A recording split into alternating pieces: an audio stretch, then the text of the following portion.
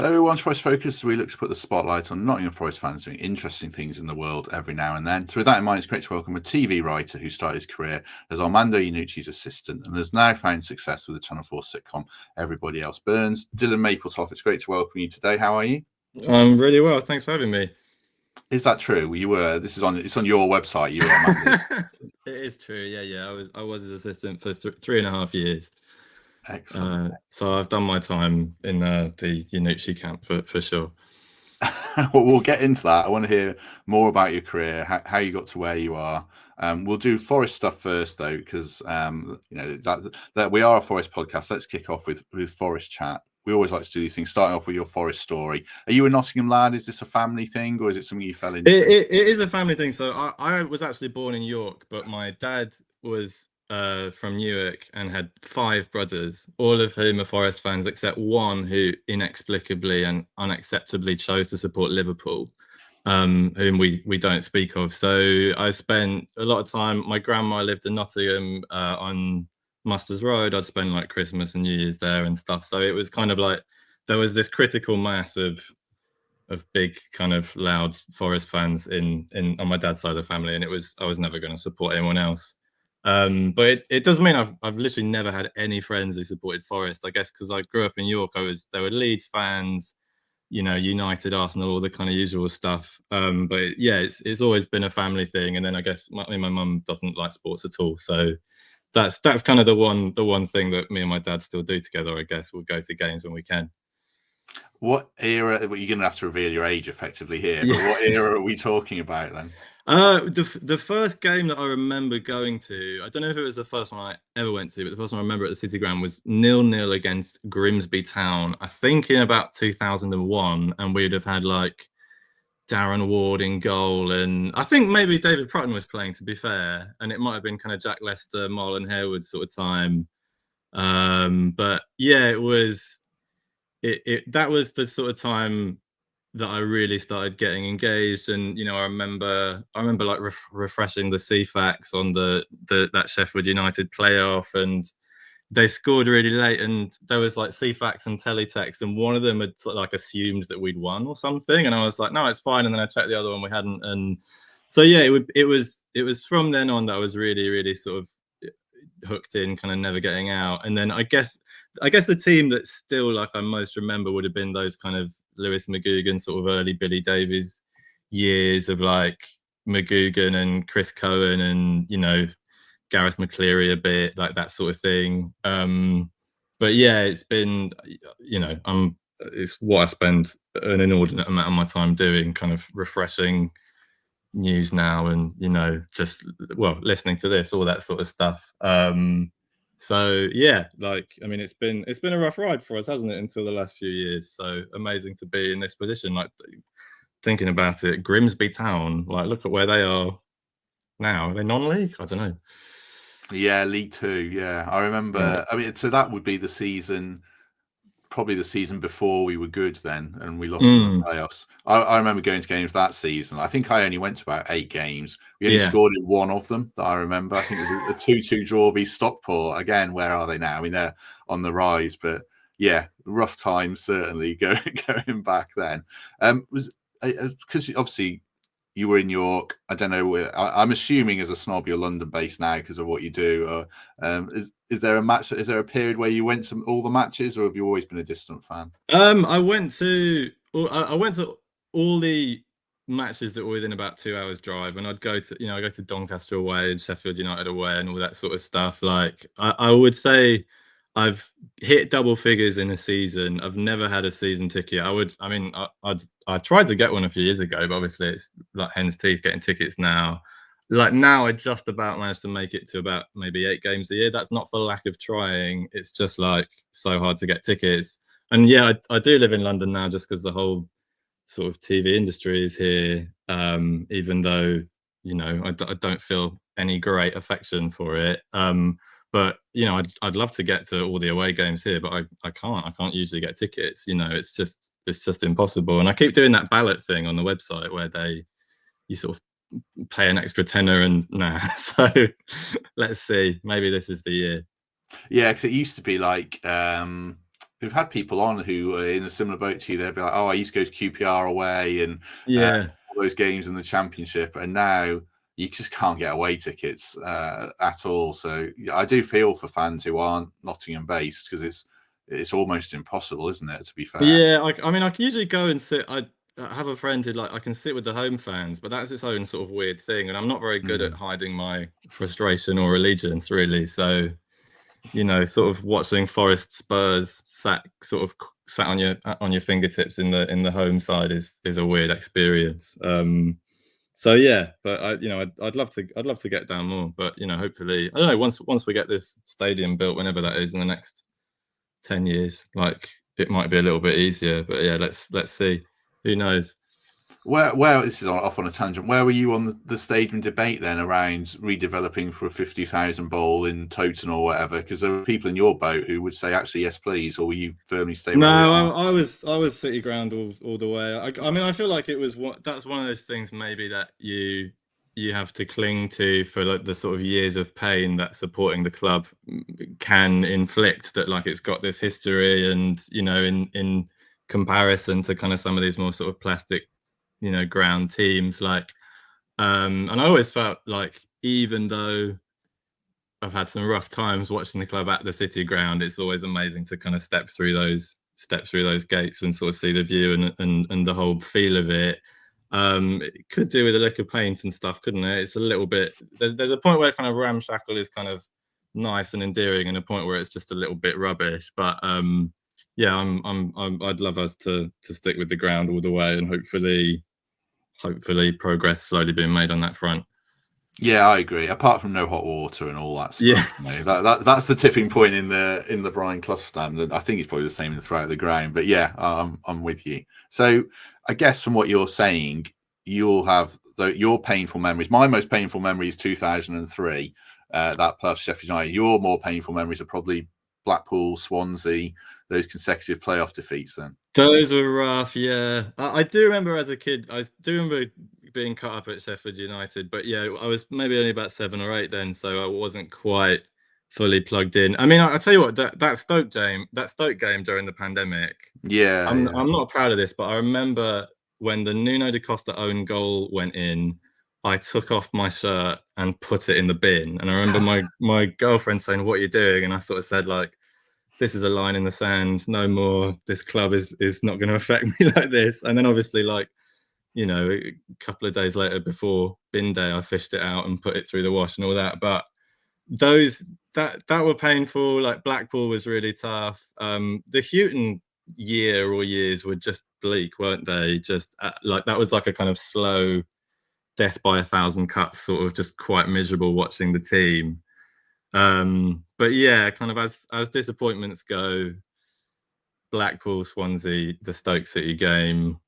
That time Leicester beat us on the last day as well. Was that Davies too? That was tricky. Yeah. There's been a lot, haven't there? There's been a lot. Yeovil, obviously. I remember going to the Yeovil match. Oh, thank goodness we're not in that pool anymore. Hopefully, touch wood, for a long time, if ever. I think that Prutz feels like he's finally been forgiven now. We're in the Premier League and good. It feels like that sending off's slowly been forgotten. I think hopefully he's won people over by being on here. It sounds like sort of in London, up in York. Have you been on a bit of a forest island for much of your life then, where your mates don't get it? Your girlfriend at the time, maybe your girlfriend now, I don't know. They don't get it. Have you felt? Nobody gets it. Yeah, absolutely. It wasn't until last season that people. I don't know. I mean, it's funny. I think you guys have already talked about it. The media attitude to Forest has been weird as well, hasn't it? Since we came up, I think you guys mentioned it a few weeks ago, that it felt, say, like you have Ipswich coming in and splashing quite a lot of money on players, and nobody seems to be saying, get back in your box. It's all kind of oh, Ipswich, and they're planning for if they go down as well. It was like when we, signed all those players, which sure, not all of them have worked out, but we needed to bring players in. It felt like people really had their kind of knives out. And I think it was last season, I started to sense a bit of goodwill and people sort of being like, oh yeah, actually it's good to have, Forest where they are, and it's good to have you upsetting, these teams. But yeah, it's very much been kind of suffering in silence, I would say, most of my Forest supporting time. And my dad like is into it, but I think he really goes for me. Like he'll still be asking me who the players are and what's going on, and talking my ear off about how he'd introduce a new yellow card rule and all this sort of stuff. And it's kind of like I feel like a bit of an island supporting the club. Yeah, so hopefully that there's a chapter of my life coming where I have some friends who are actually Forest fans, because it feels like they're hard to come by down south at least. I agree with what you're saying about perceptions. Like Sunderland feel like they might be the ones this summer. As we record this is coming out a few days or even a week or two after. But Sunderland are just splashing some cash, and yeah, the way teams are perceived, it is weird, isn't it? I don't know. Yeah, maybe it's the owner. I don't know, because he's quite front and center. Maybe, do you think that's it? Yeah, I mean, maybe it is like. Yeah, people don't seem to like it. I mean, I understand why. Yeah, the owner could rub people up the wrong way a little bit, but I mean, you sort of think like, there are clubs like, I don't know, Newcastle City, these kind of like super states like running teams, and sometimes seem to get more kind of goodwill than we do. So I mean, I don't want to be too kind of as if we're like the grand victims of the league. It's just something that has rankled a little bit with kind of certain pundits. And yeah, I mean, it felt like we're doing our talking on the pitch, and apart from the stuff with like Gary Neville, opinions started to turn a little bit last year, and hopefully now we're sort of being talked about in that more kind of,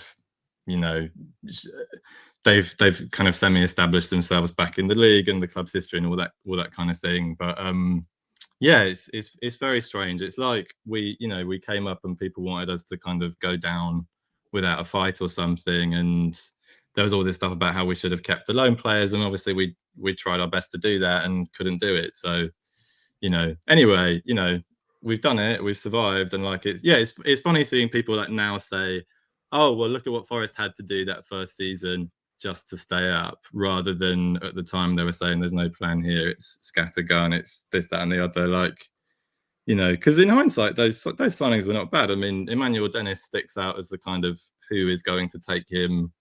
I don't know, like maybe by the time this airs, someone's snapped him up on a free or something. But otherwise, I doubt it, to be honest. Yeah. Otherwise, we sort of did okay that first season, didn't we?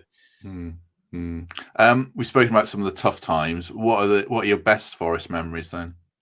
Well, it would be, I mean, the obvious ones, that Cooper season was, obviously magic. I think the moment it really felt like things were starting to turn for me was that Lyle Taylor goal against Bristol City away when we won 2-1.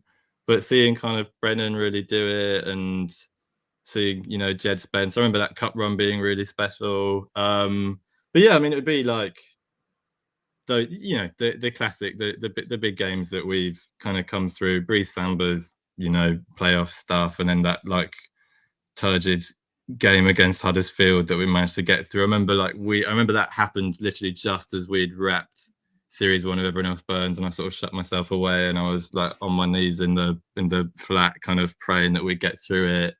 And then I mean, last season until the end was sort of highlight after highlight, wasn't it? Like when we beat Brighton, I never thought that I'd see us properly take a team to the sword like that. I never really thought I'd see us hit 5 goals in the Premier League unless it was against a sort of Derby style relegated side that were totally ill-equipped. So it was amazing to see us do that. I mean, I was hoping, I got on a real run of games last season towards the end. It was almost like our worst patch. I went to something like the last 5 or 6, and I felt like I was cursing the side, because it was sort of like a sad trip to Wembley, and then Brentford, and then coming back to London on a train full of Brentford fans. And I remember sort of like running to get the train and taking my seat, and right next to me there was someone saying, "Yeah, have that, Forest." Like, so it was a bit of a tricky end to the season, but I'm quite a nervous fan, and I'm quite like, in the moment I can be quite alarmist and pessimistic. So I often feel like relief rather than kind of being like riding the wave. But I think even last season, I was just like, I couldn't believe how well it was going, and that some of the football we were playing was amazing, wasn't it? What are you hoping for next season then? I would love us.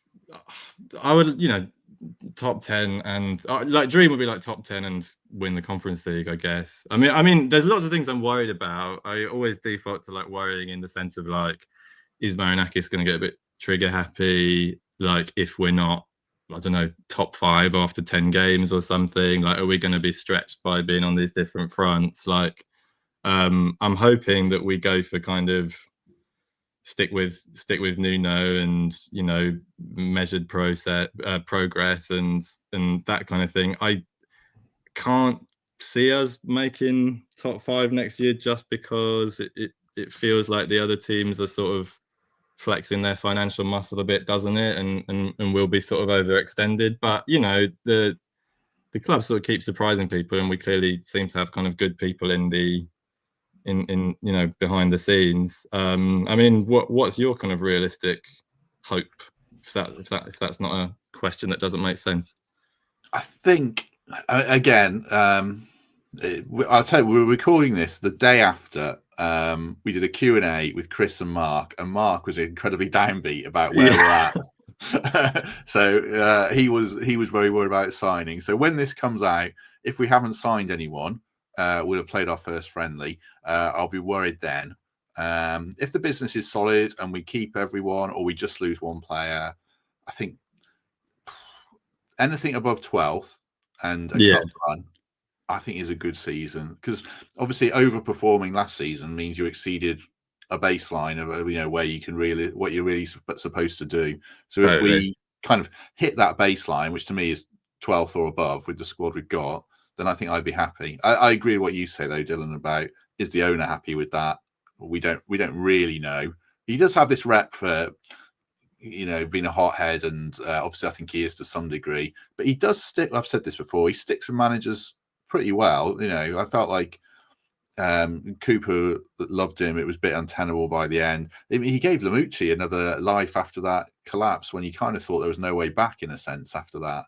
So yeah, that's a good point, actually. Yeah, you're right, actually. I think maybe because he can come across as quite hot-headed, you maybe think he's more trigger happy than he is, but like actually it's not. Yeah, it's a world away from some of the turnaround we've seen in the past, the sort of Alex McLeish kind of 3 games or whatever it was, that sort of 40 turnover. days, wasn't it? Yeah, I think Olympiacos do have quite a high turnover of managers, but I don't know the reasons for all that. So yeah, I think 12th on a cup run. If we get knocked out of Europe early, then maybe you go top 10 and things like that, and whatever the state of the squad is. But yeah, I'm not worried about anything, any catastrophes or anything like that right now. I think we're in a better place again as we record than quite a lot of other clubs, I would say, personally. Yeah, I would agree, and I think I listened to that last episode, and I was sort of like hearing both sides of it. I mean, I think it's true, like some of these teams seem like they're kind of Brentford and Bournemouth, I guess, seem like they're really being sort of gutted for talent, and Brentford sort of could be anything with their new manager. Like Bournemouth have they lost 3 of their back line defenders? They lost 2, but PSG as the moment wants the Barney, don't they? So, yeah. Finesse's a good player, so I think they'll. Yeah, Semenyo signed a new deal, so we'll have to see how they shape up. But I think we're in a better place than a lot of teams, certainly, as we sit here now, I would say. Yeah, for sure. Right, let's take a word for the Trent navigation. Now, if you are a rugby fan and not someone who went to a school where they didn't play football and you play rugby and it ruined the sport for you, like me, then you might be into the British and Irish Lions. You can catch all the tests at the Nav. Saturday, July 19th is the first one, 10 a.m. kickoff. So breakfast, or as it says here, big breakfast, big screens and Guinness flowing. So enjoy the Lions tour at the Nav from 10 a.m. kickoff, and thanks as ever for their support. Right. Are you a rugby fan? This is going to lead into your life. Did you go to Cambridge Uni? Have I got that right? I did, yeah, I did. But I actually really, really don't like rugby. And it's part of like, I don't know. I guess I went to Cambridge, and it was quite a sort of posh kind of world, I suppose, and I didn't, didn't grow up under a bridge, but I came from a fairly sort of normal family, and I'd never had any interest in it, and it's weird seeing it kind of put in it feels like people from a certain kind of background put it in a hierarchy of like the gentleman's sport or something, and I just think like I just couldn't care less. Like I'm not interested at all. So not that watching it at the Nav wouldn't be great, absolutely. If I was going to watch it anywhere, I'd watch it at the Trent Navigation, but no, it's not for me. I'm not, even if it's like a final of something, no thanks, I would say. That leads into your life. We'll talk about. I want to ask you about where you are now and what's coming up. Where you are now is Everybody Else Burns has had its second series. It's available on iPlayer, or what's the Channel 4 version called? Yeah, All 4 is it called? Channel 4. Yeah, yeah. You can catch it because Dillon's going to sell it to us now, and I'll ask you more about it. But tell us a bit about the show first, and then I'll ask you about how it came about. Yeah, so it is a comedy about a sort of hyper religious kind of evangelical, the world is ending family who live in the north of England, and it's sort of like a coming of age thing where the Rachel, who's like about 17 when the show starts, is kind of on this moment of, is she going to be allowed to go to uni, and she's having these kind of meet someone outside the faith for the first time, and that's the kind of package, I guess, that it's set in a world where the stakes are very different, because everyday things that the rest of us wouldn't necessarily think about can suddenly become kind of life or death decisions. But really, that's just the background. It's a family comedy, like kind of any other, really, that is we try to make it as funny as possible, and like there's hopefully a lot of people can kind of relate to in that, and we've got Simon Bird from In-Betweeners in it, and Kate O'Flynn's amazing, Loya Defope, Morgana Robinson, like lots of people from great comedies of times past that you'll recognize. But yeah, ultimately it's like it is a comedy about a family, and it's an ensemble comedy, and there wasn't like a hidden grand plan to the show beyond making it as funny as possible.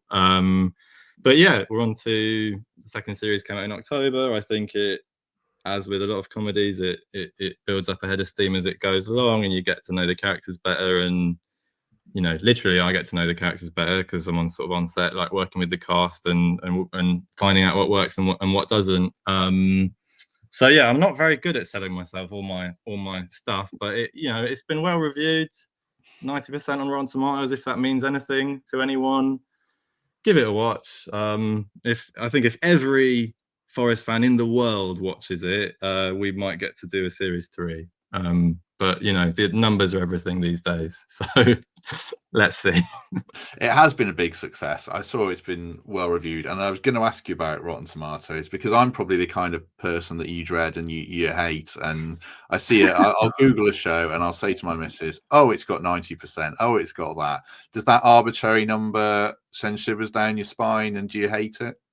I don't hate it. It definitely is something that sort of kept me up nights when the show came out, because I really wanted it to do well, and weirdly it's a metric that I follow, and for better or worse, like I will check what people have said about, even though I know that if you have the resources, you can sort of trick those scores. Like these big shows will sort of get people who've written these tiny blogs but are technically registered on the site to put in good reviews and whatever.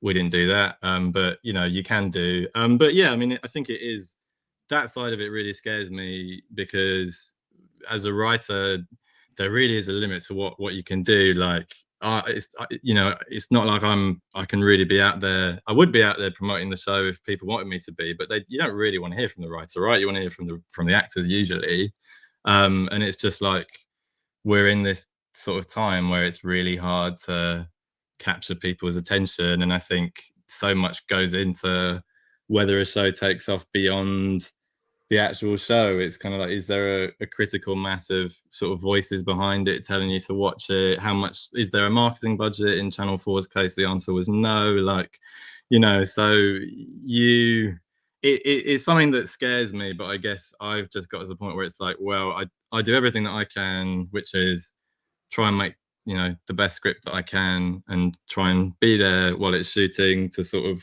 work out problems or put out fires or whatever, go the extra mile for it. Or, you know, even like I pop up a couple of times in series 2 particularly, and that was not because I was like, I'm desperate to be in the show. It was like, basically, we don't have the money to bring in someone to do one line in this scene. Will you do it for free? Of course, you know, like, so stuff like that. But it definitely stresses me out. Is there a Rotten Tomatoes for podcasts? Like, No. Yeah, well, there's the iTunes 5-star review, and I love reading them. yeah, And the, you know, 5 stars is great. Spotify, they have it as well. I think they have comments, so that's great. You get the odd review, and you're like, oh, why? You know, you put 3 or you put 1. You're like, what is that comment about? And it's a bit miserable, but yeah, algorithms drive everything, don't they? It is like the YouTube algorithm about watch times, responding to comments. There's these videos. This is going inside it a bit, but these videos, things you're supposed to do when you're telling you what to do when you've uploaded a video, what to include. oh gosh, yeah. I know. I mean, I was watching a clip on my phone. Yeah, I can't remember what show it was. It was an American show, obviously, and these 2 women had released. They were writers. They'd released a sitcom. It had been really well reviewed, and they sat down with the fictional network, which is obviously meant to be Netflix or something. And they were, will we get a season 2? And these 2 people, one of them handed it over to this like 20-year-old kid with an iPad, and they're like, "Oh, this is what the algorithms are telling us, and these are what the data points are telling us." And it's like, no, you haven't got a season 2 because of these arbitrary numbers, which I guess probably rings true to you in a sense in your world. Honestly, if it was, that's probably better than how it actually is, I would say. Like, if it was, you know, just like a little child with like an iPad, but it's usually an iPad runs it, but there's also a committee of 20 people looking at the iPad and then telling you what the numbers are and saying no. So yeah, it is sort of terrifying, and it's kind of, the more I do it, the more I feel like it's kind of this impossible sort of alchemy if you actually manage to produce something good, because there's so much that, you know, that's before we're even talking about what being on set can be like and what actors can be like, or budget stuff, or, you know, all of that. Yeah, it is scary, and it's I mean, it's funny because like Netflix, you know, of course they have some good shows, but they have an awful lot that are not good. And yet the whole system is sort of powered by this algorithm, and you sort of want to say, I don't know if it's working for you. And a lot of the things that are there end up being massive hits for them, like, I don't know, Baby Reindeer, or stuff that totally flies in the face of what the algorithm says they're supposed to be doing. So it's something that it feels like we have to learn to live with. But yeah, I sort of, a little bit like VAR, maybe I sort of wish it wasn't inflicted upon us, but it doesn't feel like it's going away. Yeah, and they cancelled loads of good shows after 2 seasons or 1 season for apparently no reason. Yeah, so many good shows fell by the wayside in the pandemic and coming out of the pandemic. For people watching this, I apologise because this isn't a Forest chat, but it's really interesting. So I hope people are really interested. I'll put chapter breaks in it, and then people can watch the first 20 minutes on Forest if they want. But I hope they've stuck with us for this because it is really interesting. In fact, I said this would take half an hour, but I'm going to ask you loads more questions if you're all right for a bit longer. Please. How did the show come about then, out of curiosity, in terms of how did you get Simon Bird, as you say, who's Will in the In-Betweeners, how did you get him on board, and does that make a huge difference in actually making it end up on our TV screens? Yeah, it does. Yeah, so I'd say it was about a 3-year process from writing the first script to actually shooting, and it was written on spec, which basically means like no one has asked you to do it. You're not necessarily getting paid. You just write the thing and then send it off and hope someone buys it.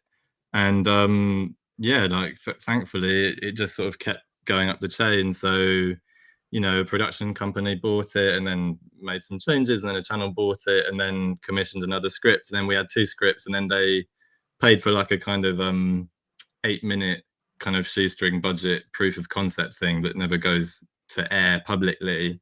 But that's when we could get cast members, and that's when we sent it to Simon. And it's really just a case of like, you know, does he like the script or not? And also, I think what was the idea with Simon was sort of because he'd always played, you know, briefcase wanker and in-betweeners, like to be like, well, what does it look like if he's playing a dad, and could that be a different sort of route for him? And yeah, so he was definitely, you know, a big part of it. And yeah, he's someone I think gets very underestimated, actually. I mean, you were talking about podcast reviews. Like, he is a bit of a Marmite actor in that the reviews of the stuff people have written about the show that has annoyed me has been like comments where people will just say, I won't watch anything with Simon Bird in or whatever. Yeah. And you think like, well, is that is that the best reason not to watch the show? I don't know. But he, you know, he does have an audience and has rightly built this audience, and he was great to work with on set. He was always pushing for, you know, is there a tweak to this line? Is it as funny as it can be? So on and so forth. So yeah, it was 3 years. Maybe sounds like a long time, but apparently in TV land it isn't. I think the weird thing about it was they kept me waiting for ages and ages and ages when there were 2 scripts about whether it was going to happen or not. And then when they finally said, yes, we're going to do the series, it was like, you've got 3 months to write the rest of the episodes. So I remember thinking, like, I've been sitting here for like the last 6 months kind of wondering if it's going to happen. And now you've said yes, but we have to shoot it in the summer. And obviously you want it to happen so badly. You just say, work, I'll make it work somehow. Is it the best way to make a TV show? Probably not, but that's the sort of thing you have to deal with, right? And so definitely for that first series, there was a lot of writing up to the wire and changing things late. And, you know, our director dropped out for a bigger, like, American thing, and then we had to get someone in late, and all of this stuff, that kind of the chaos behind the scenes that you know, you hopefully don't notice sort of too much in the final product. But yeah, it's, you know, it's a very strange kind of process of like really intense, then waiting, and then really intense, and then waiting, and you know, you just sort of have to find a way to make peace with the chaos, I think. What about getting into this world then? Just at the top of the show, we said you're Armando Iannucci's assistant. I'll ask you what that was like, but how did you even get that gig? It was, yeah, it was a grind, I would say. So I did student comedy when I was at uni, and I guess that was to sort of varying degrees of failure and mediocrity, probably. I mean, it was kind of quite naff sort of studenty stuff, but at least it was like producing material. And then basically, yeah, I really, really, really didn't want to go back home, but I didn't have a job. So I moved to London. I worked as a teacher for a bit. And then I spent about 2 years sort of working for free around that teaching and writing, you know, scripts to sort of send to no one, and helping out on short films, and messaging people and saying, can I, you know, get a coffee with you and whatever, and just sort of talk about it. And it's tricky because you're having to do that around a job and paying like London rent and all that. But basically after 2 years of that, and I hadn't got that far, but there were some of these open call competitions, and I'd got sort of far enough in some of them. I just got like a cold email from someone saying, we're crewing, you know, I've been sent your CV, we're crewing up for this Armando Iannucci thing, do you want to interview? And then did about 4 interviews for that. And then, yeah, I was his assistant for three and a half years. And it was kind of this amazing mix of like, that was the first writing that I got on TV eventually. Like it was this kind of amazing moment at the end of the first series of like 6 months of grind. And he said, do you want to have a go at throwing in some lines? But then there was also like, you know, I was getting up at 5 and getting home at 9 or 10. And I was, I don't know, fetching his shoes from the orthopedist or whatever it is. And, you know, making his coffees, and lots of the stuff that a PA would do around, also kind of getting a bit of an x-ray into how like a big TV thing worked, and meeting those writers and all that. And so yeah, after that, which was what, 5 years or so, then I eventually got an agent, because one of the writers on the show read a script I had written and then sent it to the person who's now my agent, who also had rejected me when I emailed her cold 2 years previously. So It's sort of like there's no room for pride in a way, I would say, in the industry. You've got to just sort of suck it up, and there's a lot of luck that goes into it as well. Because I don't know whether I'd have stuck it out if I hadn't been emailed out the blue about that job, and sort of because you always feel like you just want to get on the ladder, and as long as you're on the ladder, you'll work as hard as you need to get a foothold. But yeah, it's a long road, and definitely, I mean, I'm not that old yet. I'm 31, but I'm sort of feeling like I don't think I could do those hours again. The sort of 5 a.m. to 10 p.m. for 6 months at a time. Like I think I'd go mad. I don't think I have it anymore. I think hopefully people can relate to that. I mean, it sort of relates to like my own career, and it's like you're looking for that big step, that next step. And for me, believe it or not, I was getting a job at the Nottingham Post, which opened a lot of doors. And then then a guy who I've not mentioned on here, I don't think a guy called Matt Kendrick asked me if I'd like to host a Forest podcast, which I wanted to do for ages. And then without that, I wouldn't be sat here now. So it is weird how those things happen. I mean, I guess Armando Iannucci, his CV is mental, like Alan Partridge, In the Thick of It, Veep, all that stuff. I imagine it's an intense world, and I don't know what he was like as a bloke, but you must have learned so much from it. Yeah, and you know what? That's one of the best things about it was like, I mean, as you say, like it has this incredible backlog of shows, and I think a big thing for me as a writer has been like getting over the sort of stage fright and perfectionism, and sort of accepting that the first draft of something is going to be crap, basically. And I think like we'd have moments where I'd be basically just taking notes in the corner of a room with like 8 award-winning writers plus him, and there's like 5 minutes of silence, or there's someone making like the most lame kind of Route One pun that you can imagine that it's never going to make the cut, but they're tossing it out anyway. And I think it helped to just sort of demystify it a little bit, and he'll do kind of, obviously, like, you don't always get it right, but he'd do sort of 20 alternate lines for every joke that he's trying to make, and it's sort of that level of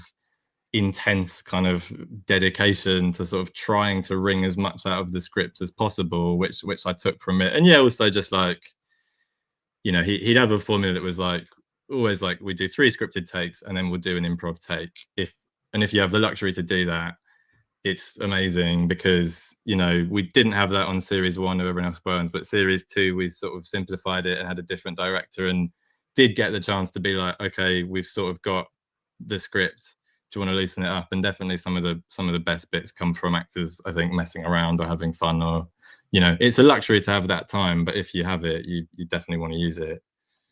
This has become a full episode, so we'll drop a second ad in as planned, which is lovely. Thanks very much to Nottingham Window Company for their sponsorship of this show. If you're looking for new windows, new doors this summer, check out the link in the description.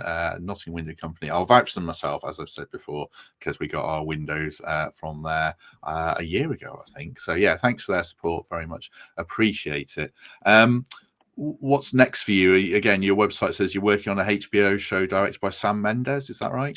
That is out, yeah. So that was a show called The Franchise that is sadly not coming back. But that was a lovely room. That was a big 6-month American room with some of the guys who'd done Succession, and Sam directed the first episode. So that's out. And then I'm doing. I'm not allowed to say what it is, but I'm doing 2 episodes of a thing that's going to be on BBC One, which is an adaptation of like a comedy drama sort of diary style novel from the 80s that people might be able to work out what it is from that. But yeah, otherwise it's sort of like trying to come up with new stuff, really. I mean, it feels a little bit like starting at the bottom again. It isn't that, but I think like I've had sort of my head mainly in Everyone Else Burns for sort of 3 years, and now I'm sort of trying to find what the new thing is, and I've got a bunch of little things like that that I'm sort of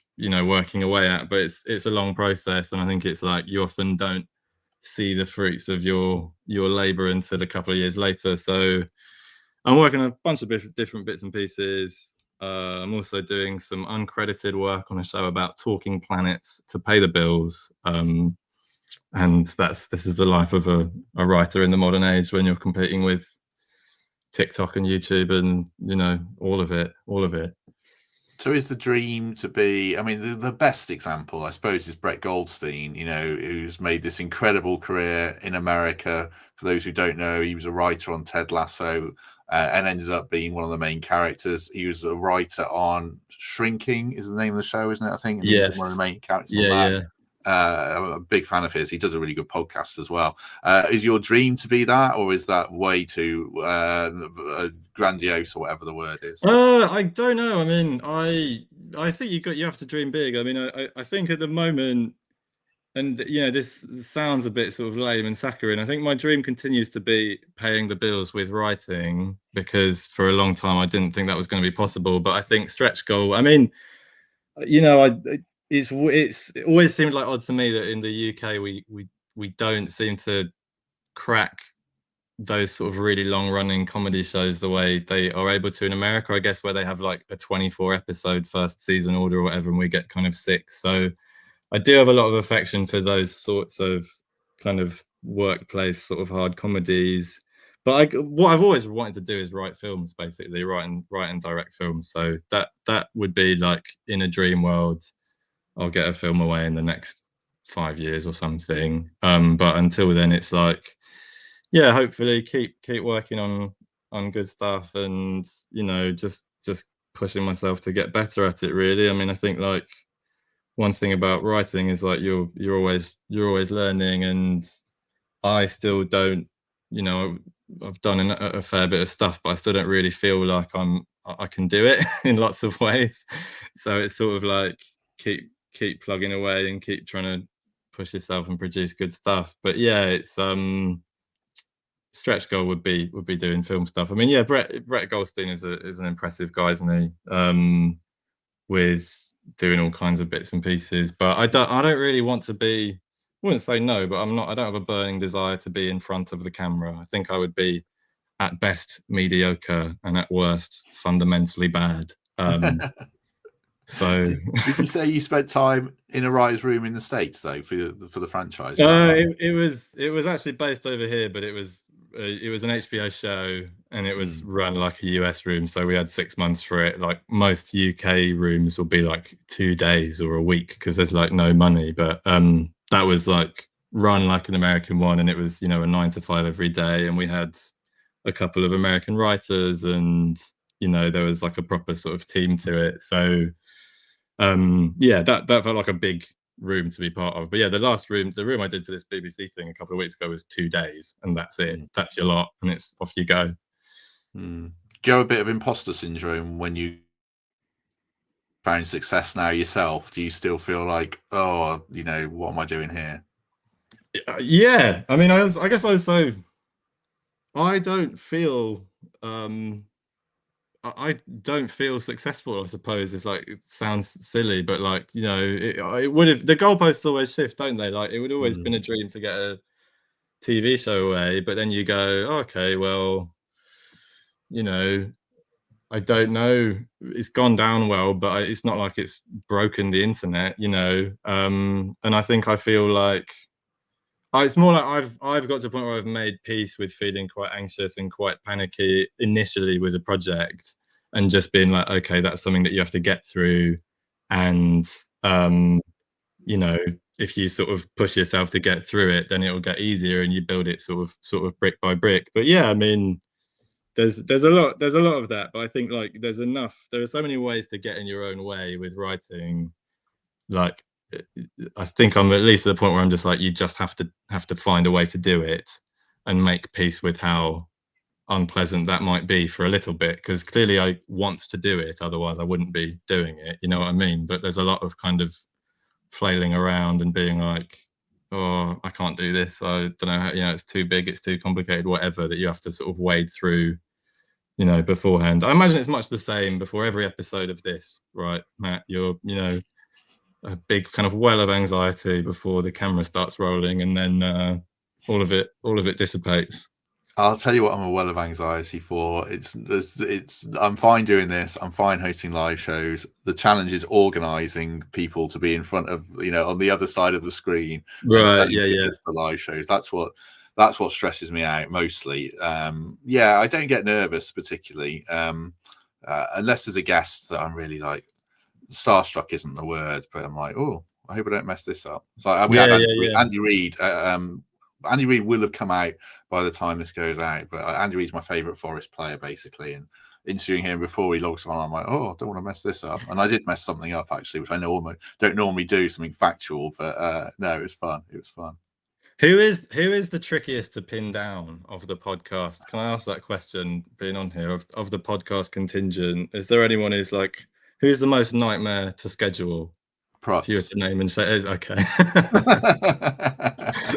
Because you'll text him and he might text back straight away and say yes or no, or he might text you back at 11 p.m. on a Sunday and say yes, it's great, but if he says no, then it's a bit of a scramble when you're doing it Monday morning. Yeah. I don't think you'll mind me saying that, but yeah, Prutz is the challenge. The rest are all good and very generous with their time, but that's the well of anxiety for me, certainly. Okay.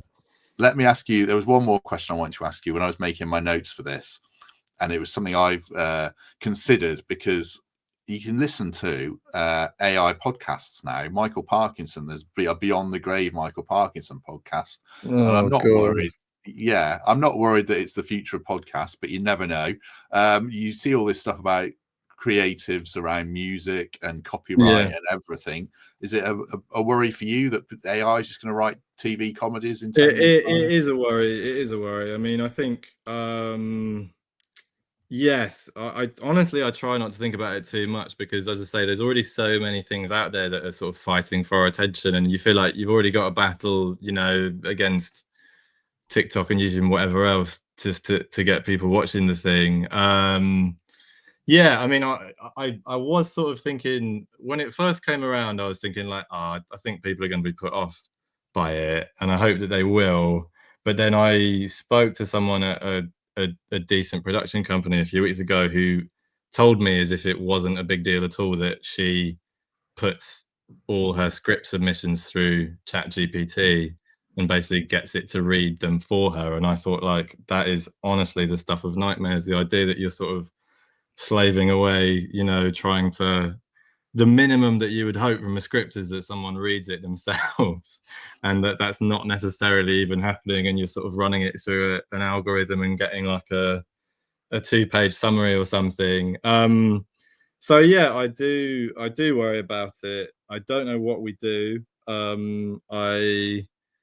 If I was going to have my sort of Pete Blackburn's bottling speech moment, would be like, all I can say is, like, as a writer, I just try and remember, like, you're very lucky to get the chance to sort of capture people's attention and engage people, and try and do that the best you can, and respect the audience, and make something that it might not succeed, but is really trying to keep people engaged, and so on and so forth. But yeah, it feels like people say, oh, we've got another couple of years and then it's really going to hit us, and I do sort of dread to think what that means.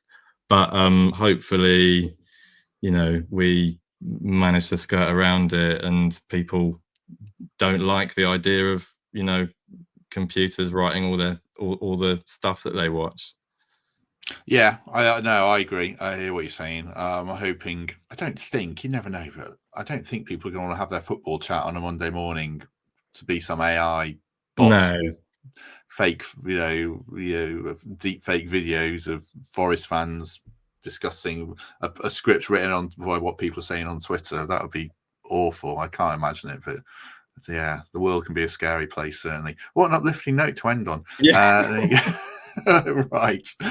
Just before we go, if you've enjoyed this, and I hope you have, and I know some of the comments are going to be like, why have you spent so long not talking about Forest? But I found it really interesting. So hopefully you did. And I say, if not, then just hope you enjoyed the first 20 minutes or so of Forest chat at the very, very least. But I really enjoyed that. So grateful for Dillon. Do consider membership or Patreon as normal, and do consider your live show tickets as well.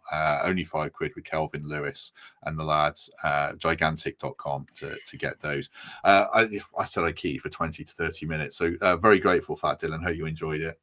Oh, pleasure. Thank you for having me. No, it's been great. It's been great. I really enjoyed it. Have you on again. I don't know exactly what day this is coming out. I don't know what exactly is coming out after it. But thanks for everyone's company. Do us a favor and hit like on this one.